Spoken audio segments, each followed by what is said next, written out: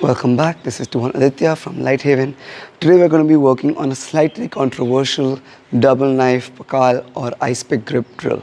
Before we begin, I'd like to apologize for my voice and my throat. I've been sick for the last few days, but I'm going to do my best to try and get through this. The drill we're talking about is a drill based on circular lines in the Pakal grip. Before I show you the drill, I'd like to talk about specifically this grip. Now, one of the benefits or the strong points of this grip is the hook that is formed between my knife and my forearm. This grip is also probably stronger in its thrusting than it is in its slashing, even though I can slash with it, but it's probably better to thrust with it. And I have that hook. Now this hook is used for a variety of things. It's used to hook my opponent's arm, it can be used to hook my opponent's neck, it can be used to pin his arm in place. There's a whole bunch of stuff I can do with this hook. And so the drill that I am sharing with you is a drill I've shared before. It's a drill a couple of my students have shared, and there's always been pushback about the drill because there's a lot of misunderstandings around this drill. So I thought I would make this video to clear up a lot of that misunderstanding. Now the drill is basically just me making circles with the knife, and I generally do this with my ranging footwork. So I'm making 3 circles with every step, and there's a whole reason why I'm making 3 circles with every step. I'm going to link a wider explanation on the solo drill down below. Check that video out after you finish watching this video. So the drill looks something like this. It's going 1, 2, 3, 1, 2, 3, 1, 2, 3, 1, 2, 3, and so on and so forth. The big issue or the big confusion that there is why are my knives facing in and why are my knives not facing my opponent, or why am I not slashing my opponent slash thrust, and why is my tip facing in? Now I'm going to show you where this solo drill comes from. It comes from a partner drill that also leads itself into application or teaching application.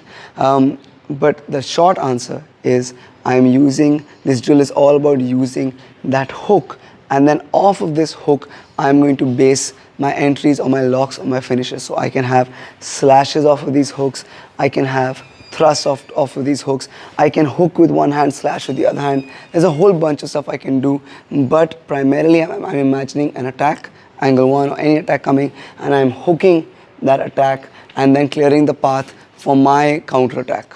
So let's just look at the hook that I was talking about. If Shweta gives me an angle 1 with the knife, I'm going to use my knife, my hook, to intercept or bisect her angle 1 and clear the path for whatever I want to come after that, whether it means a slash with this hand, whether it means a slash with this hand, whether it's just clearing the path so that if she goes angle 1 with this hand and angle 1 with that hand, I should be able to pick whatever is happening up.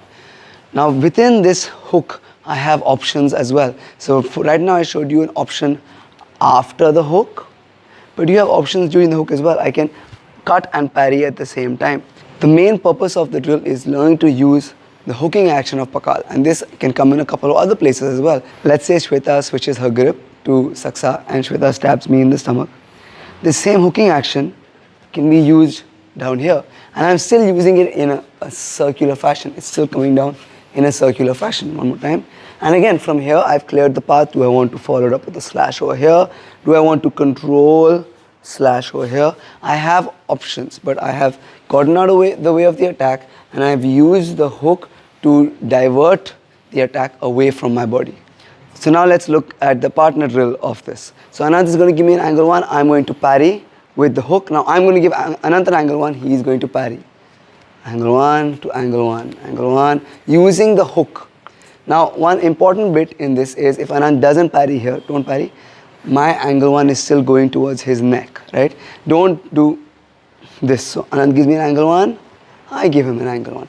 So I give him something to worry about, something to parry. Now the main issue that I see people facing and that I also face is that they'll start doing this. They'll leave the hand down.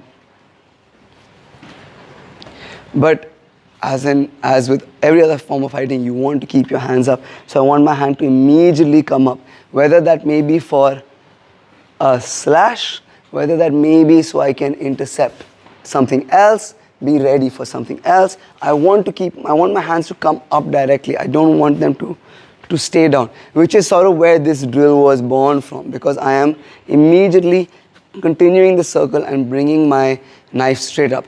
Now, in application or in the drill, like I'm going to show you a couple of additions to this drill.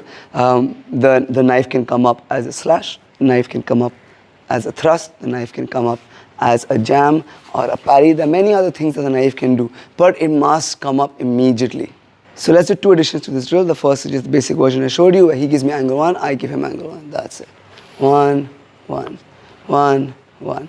Now from here, the next variation is I'm going to parry Anant's hand while cutting the forearm at the same time. So cut and parry. Anant does the same thing. Cut and parry. Anant does the same thing. Cut and parry, cut and parry, cut and parry, cut and parry. Now if we freeze here, I need to parry by the wrist, because like I've said on this channel 1 million times, if I want to move Anant's hand, I need to move it from the wrist. This is where I can move his arm the most amount. So if I'm parrying or hooking by the wrist, I must now cut by the forearm. So don't do this, because if this happens, it's gonna stab you. You know, parry by the wrist, cut by the forearm, and it's going to do the same thing. Parry by the wrist, cut by the forearm. Parry by the wrist, cut by the forearm. And as you can see, we're bringing our weapons right back up again. They're not staying here waiting for their turn to do something. They're immediately coming up. So this is number 2. And then you can go back to number 1 whenever you want. That's it. You can go back to number 1 whenever you want. Now, number 3 is I'm going to jam on the inside and cut from outside to inside. So I jam on the inside and I cut from outside to inside. Now I'm going to stab Anant. He's going to do the same thing.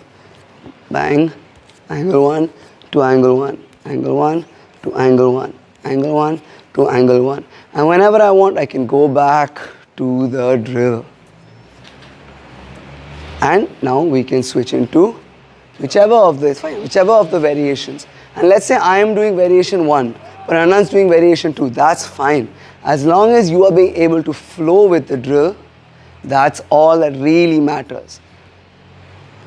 And maybe I go into something else, maybe I go into something else, maybe I just pick it up. And then there is also what Anant sometimes is falling into, where he's parrying from both hands. I am parrying both sides.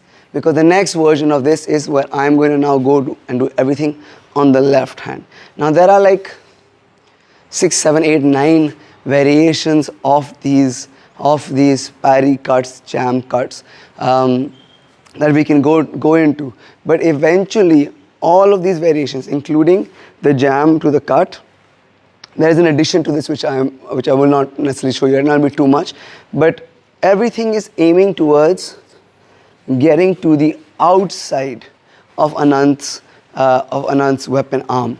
And that's where my footwork comes in, because I don't want to stay inside here, because the longer I stay inside here, the more chances that hand comes into play, the legs come into play, he can grab me, headbutt me, all sorts of nasty things. So as quickly as I can, I want to get to the outside of Anant's weapon arm. And on the way, this is the beauty of the drill, that the drill is teaching you inserts of how to cause damage while getting to the outside. So I'll give you a really simple example. I am cutting and parrying. Now I'm going to, this is another one of the variations where I'm basically just doing a double knife Sinawali. I'm going 1, 2, 3, and Anant is going to do the same thing. 1, 2, 3, 1, 2, 3. And now let's say that I have to use an application. I can cut and parry. That's one insert. Control that hand. Now as I jam that elbow, I'm going to thrust into Anant with that knife. Now from here, I can come up with a slash, come up with a slash. I can do a whole bunch of inserts and follow-ups and things from here. One more application I'm going to show you is my favorite application. It's where I'm using the hook, and the same hand that's hooking is the same hand that's going to attack. So one more time. 1, bang. And the reason I like this application very much is if we go empty hands. This is something I use a lot when I'm sparring empty hands. If Anant punches me, so I scoop and immediately come back with the hook. Now of course there are intelligent ways to do this, unintelligent ways to do this.